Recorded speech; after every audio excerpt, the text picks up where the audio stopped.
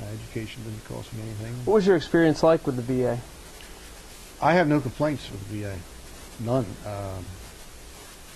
From that time till today, I use the VA for prescription drugs. I go over there every 6 months. I've been treated very well. Correspondence has been great. I have no complaints myself. I know a friend of mine who died last year was at a VA hospital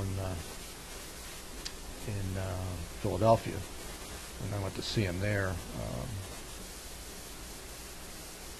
He was well taken care of there, but the horror stories you hear about some VA hospitals around the country, or what Iraq or Afghanistan veterans have to go through now, and the mental anguish, it's not good. So you began teaching in Downingtown in 1973, Right. 73. So throughout the 70s, how did you treat the war? Meaning either in your own personal life or in your professional life? Did people ask you, hey, John? Yeah, people would ask. I was able to talk about it most of the time, certain experiences. Sometimes I didn't. And I think being the immaturity of a middle schooler or even a high schooler, well, did you kill anybody? Well, and that was like a question I said, well, I'm not going to answer that, and I really don't want you to ask me that question. Or if I've gone to different places and given some talks in schools, I would say, pre-questions, or I said that tell your students don't ask me that question. I just don't feel comfortable with that. Not something I want to talk about. But I think as I got older and taught and read more and experienced more, my viewpoint on that war and war in general has changed dramatically.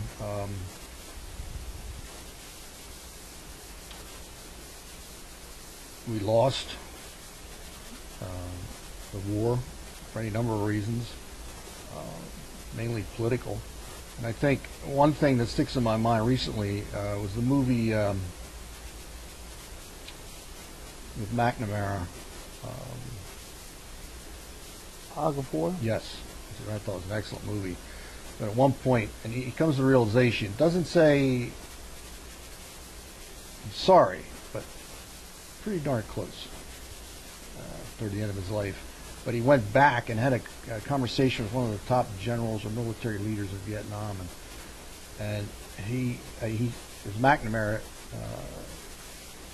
discussed it, and he said he got a somewhat argument with this general, and the Vietnamese general said to him, he said, you just never got it. You never understood. It wasn't about communism. It's about nationalism. Ho Chi Minh was a nationalist. It wasn't about communism. And he kind of took a step back, and I guess realization that, wow, maybe it wasn't about communism.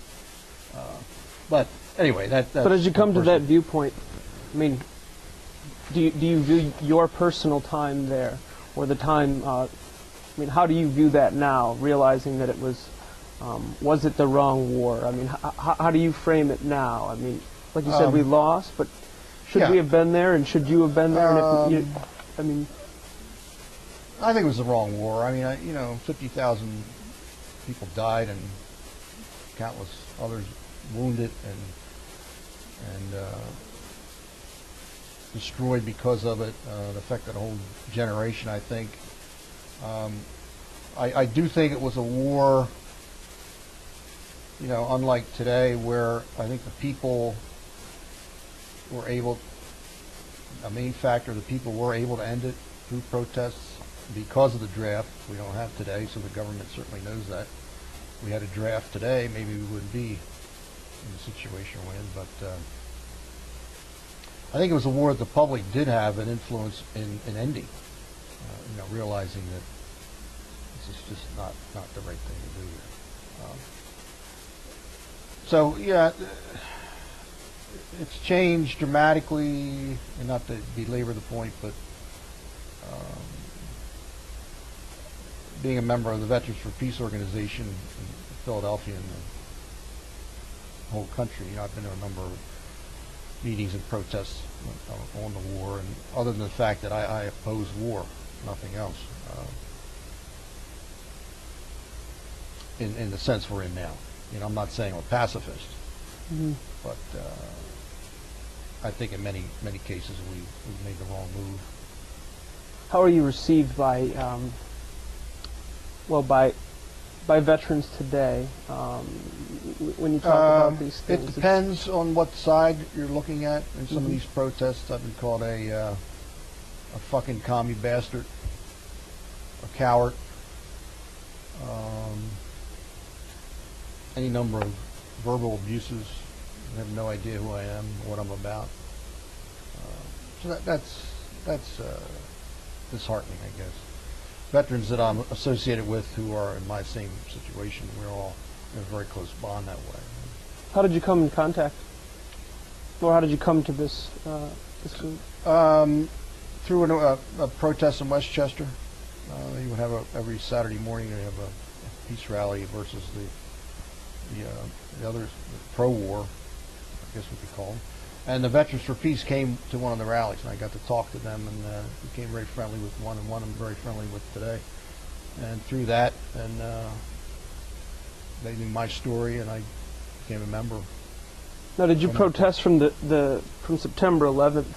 I guess talk about from September 11th onward. I mean, how did no, you? I don't think that. I'm trying to think when I first went up there. Probably. I guess it's been the last 5, 6 years maybe that I actually actively got involved. Feeling that this is the wrong thing, or I'm going to voice my opinion in some way, or what can I do about it? But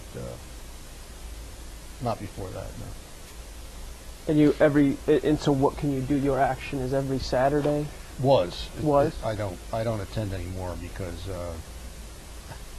I'm going to go into that here, but I was arrested one time up there at a demonstration because my views and their views conflicted. The police felt I was out of line, I guess, and I was arrested because of that. But so do you write or contribute to? I contribute. I still go to the meetings for Veterans Peace. Went to a rally in Washington. We had a demonstration in December I went to. So I still participate, not on as biggest scale as I did before. Do you feel? I mean, how does that?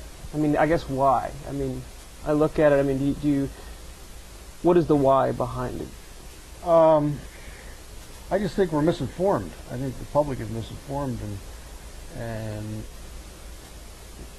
by the government about war, about what's going on, about Pat Tillman, that what happened there, or any other soldier in current situation in the Mideast, or what happened in Vietnam. I think we're sold down the river. Whether it's the Gulf of Tonkin or Pat Tillman not being killed by friendly fire and being covered up, or countless other stories. So I guess that's the why. I just would like maybe the truth to be told, and whether you agree or disagree, that's fine.